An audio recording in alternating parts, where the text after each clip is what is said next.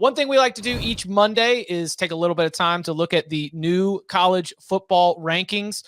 Listen, we can sit there and read it, but you can go to cbssports.com and check them all out 1 through 25. But what's interesting is where we find some places of debate. One thing we do is AP versus coaches. We take a look at the AP top 25. We take a look at the coaches poll. We find teams where there's at least a couple spots of disparity, and maybe take a look and say, why can't no one agree on where these teams land? Additionally, why are some teams ranked at all over others?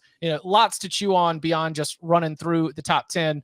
Georgia is your new number 1. Alabama, Ohio State, Michigan, Clemson, Oklahoma, USC, Oklahoma State, Kentucky, and Arkansas, all right there. So as we look at the AP poll and the coaches poll, one team where there is some notable disparity, the BYU Cougars. The BYU Cougars are a little bit higher in the AP poll, checking in at number 12. They are down at number 14 in the coaches poll. It is a team that had one of the biggest late night wins of a very, very exciting sort of final 3-4 games of the night. They get it done in double overtime, down its top 2 receivers. Everything was hard fought in this game. Baylor's, I don't know yet how to diagnose whether it was Baylor's issues offensively or whether we should really be giving credit to this BYU defense that I was admittedly a little bit down on. But how are you all sort of stacking BYU up against the rest of the field? How impressive was that win? And again, we've got another good test of BYU's standing as they go to Eugene this week to take on an Oregon team that returns to the AP top 25 after getting bounced just last week. So where are we at with BYU? I think it's a good spot for them. Look, 12 is better than 14 in my opinion here. BYU just went out and beat what I think is a quality, not a great, but just a quality Baylor team. They did take overtime, but they did it without Gunnar Romney and they did it without Puka Nacua. Mm-hmm. Like those are 2 really good players. And they went and they dug down, they find a way, they threw a touchdown pass to their quarterback, and defense played well enough and they got it done. So I'm really interested to see where BYU goes here. This is not a good time for them to have these 2 receivers hurt. They were getting mashed a little bit in the run game late in that game. Baylor just said, watch this, we can move you. But Baylor has a really good offensive line. And you know who else does? I think Oregon. And I know Arkansas does. And they play those 3 teams back to back to back. So if this BYU team comes out of this 2-1 against that slate, or even 3-0, then we need to take BYU seriously, especially if they're undefeated as a playoff contender. Their resume is going to be ridiculous. Absolutely. I would say mark this date, September 12th, when you could start keeping a watch on BYU. Their resume would be better than Cincinnati's last year. Easily. They got USC on there too. And I think, Bud, what do you have them against Arkansas? Do you have a number on that? Because they play them at home, which is an SEC opponent, which is an outstanding opportunity. I think this team is really good. They have Notre Dame on the road, and Notre Dame clearly is not going to be the resume builder this year that it was for Cincinnati last year, but it's still Notre Dame. It's still the Golden Domers. Like, you still get that brand that you could have. And then they've got the thing about all these opponents is they'll have common opponents with some of the SEC teams, with the USC if they're in contention and they're compared against them. But I think the biggest opportunity for BYU, clearly have to run the table. But I don't know about you guys, like watching college football, and I mentioned this with Chip yesterday, I think there's more parity than we've seen here. And we saw it last year creep in, and it was like for all season long, we're like, well, we're still these top tiers, these 3 teams, nobody can beat them. And then all of a sudden you see one of those teams get dinged. And it's like, oh, well, maybe it's just these 2. And you come down to the wire. I think there's going to be some spots open that maybe we didn't anticipate being open. Danny, that you asked, I make it Arkansas 3, but that's without Puka and Romney. Right. Like in my current rating. If Puka and Romney come back, that game's a pick. Mm-hmm. Now, at home for them too. It is at BYU. Yeah. And situationally, this is going to be tough because you are playing 2 really good offensive lines before Arkansas comes to town. So body blow theory sort of. Yeah, they could be pretty beat up 3 weeks from now. But Arkansas, I'm not saying Arkansas is the 3rd best team in the SEC, but there's a scenario in which they end up being the 3rd best team in the SEC. That'd be a hell of a win for BYU for playoff consideration. Yeah. Mm-hmm. Arkansas currently sitting as number 10 in the AP poll. That that game, if BYU wins against Oregon, they would not necessarily also jump up into the top 10. This was already a pretty big move from them up to number 12. But 2 top 12 teams throwing down, that would be one of the biggest games of the weekend going into it. We also had somebody in the chat chimed in and said bunch of 26-year-olds paying 18 to 19-year-olds. That's a lot. There's a lot of truth in that. They're more like 23, 24. But with a COVID year and the way they do develop their players from within, I think gives them a distinct advantage. They already, I mentioned this like 5 times on here, they already had the most returning production in college football. Then you're able to develop it, and they've already had a ton of success. I mean, last year they might have been Pac-12 champions if they played in that league. They're not afraid of anybody. They're playing with a tremendous amount of confidence. I think BYU is a team to watch out for. Group chat was sort of popping with this early, and we've got some comments in the live chat as well. So let's go ahead and jump down to the bottom of the polls, because Texas A&M is at number 24. App State, the team which just beat Texas A&M in College Station, is not ranked. And North Carolina, a 3-0 team that beat App State, is also not ranked and checking in just behind the Mountaineers in terms of the voting points. Like if you were to draw it out, this isn't a perfect thing because voters only have 25 spots on their ballots. So therefore the other receiving votes and really everything from 22 on doesn't necessarily mean that you are numbered 30 in the country, for example, because that you aren't on every single ballot. Anyway, Marshall would be 26, 27 is Cincinnati, 28 is App State, 29 is Kansas State, 30 is North Carolina. Why is Texas A&M still getting ranked? Poll inertia. Just basically that they were ranked to start the year, and people were like, oh, I can't drop them that far, despite the fact that they didn't cover and didn't look good against Sam Houston and looked atrocious against App State. I mean, credit to App State, but we have a data point that says App State's defense is not that good. A data point is North Carolina dropping 63 points on them. Texas A&M scored 7 offensive points. Game Day got this right. Game Day said, give me that. And they went to Boone, North Carolina with Game Day. If Texas A&M won, they're not going to Boone, right? Like, shout out to Troy and App State for getting featured here in the Sun Belt matchup. But if A&M beats App, that game for Game Day is in Miami come to town to College Station. That's where Game Day is going to go. I'm pretty damn sure. So why is A&M ranked over App State? That's silly. I would love to sit here and take some shots at the SEC and say it's SEC bias. There's a brand bias. I mean, why is Texas ranked after a loss? Because why did they go from not ranked to 21? This whole 20s deserves a little bit of a spotlight right now. No, but Texas played way above expectation, and if you don't drop Alabama or don't drop them much, then it sort of logically follows that you have to think that the team that just played them to the final gun with their backup quarterback is at least belonging in the top 25, right? But what we saw last, but Auburn at the end of the year, they took them to overtime. We don't all of a sudden rank them just because they played Bama tough. We had 12 data points. Now we have 2. It weighs more because. But you've seen, we've seen Alabama tested earlier before. Not that way, not on the ropes and about to lose, but from lesser opponents, and we don't give them. I think it's a brand. I think it's Texas maybe back, and they did look good, and everybody watched it. I just think we do it wrong, and I said this last week. And I think there's a lot of voters that maybe don't want to admit they were wrong on a team. So they're like, yeah, well, I had picked Texas A&M to finish second in the West, and this won't impact that. And maybe they make a quarterback change. You just start talking yourself into, oh, well, I still can be right. So let me go ahead and put them here. I don't think anybody does it the way you should, which is rip up everything and start fresh every single week. And it's at least until like 5 or 6 weeks when you do have 5 or 6 data points.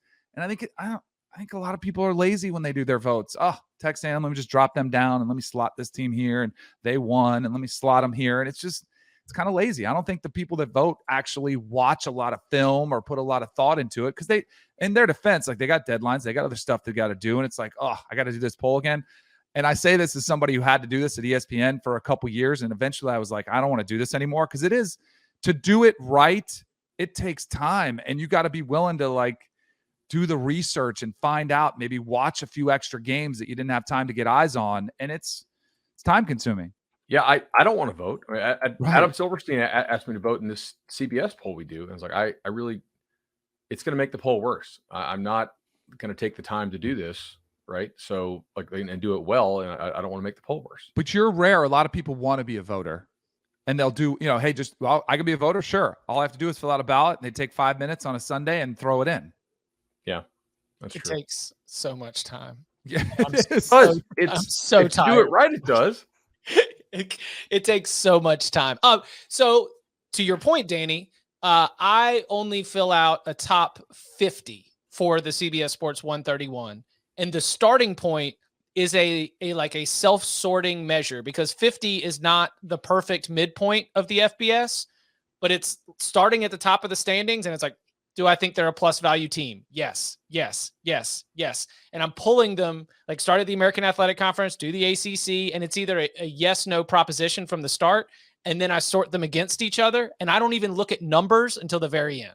So like the thing that happens for me is I just stack tiers. I stack teams against each other. You start to find these lines of separation. You compare, you sort. And that's helped me, because then I don't have this idea of like, oh, they're not a top 10 team, or like, oh yeah, they are a top 10 team, because I try to not even introduce the numbers at all until the very, very end. And sometimes it surprises me with what my ballot ends up being. But then at least I feel like I'm A, starting from scratch, and B, not holding any biases about being a top 25, a top 10 team, and something like that. When I'm able to do it the way that I like, and it does take a lot of time, it is very much a start from scratch, rank teams against each other. Don't look at the actual numbers until the very end to try and maintain as much of an integrity into the process as possible. We want to hit on a couple more? Oh, yeah, for sure. How is North Carolina not ranked? They beat the team that went on the road and beat Texas A&M. And they were more impressive against Georgia State than South Carolina was on the road again. South Carolina, to be fair, has 0 votes. No one has put South Carolina on a ballot. As they shouldn't. Their offensive line looks terrible. Yeah. But that's a great point, though. Why isn't North Carolina? Like, granted, their defense is horrific, but we've seen other teams with high-flying offenses, and if you're 3-0, you get in there, get a lot of love. By the way, my guy Drake May continues to crush it. Oh my Dude, God. Yeah, he is good. He's so good. Like, so Notre Dame is, I think North Carolina's off this week. Notre Dame's coming to Chapel Hill on September 24th. That's the game.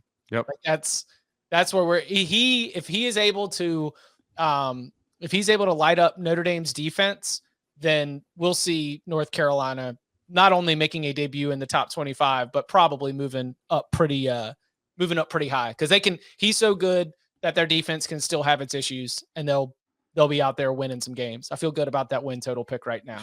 Notre Dame, man, their schedule. They got Cal this week. They better get a win there. I mean, it's not going to get any easier after that. They got some. I don't even want to utter it out loud. Oh, there's a possibility they don't go bowling. There's a possibility they could start 1-4, potentially 5.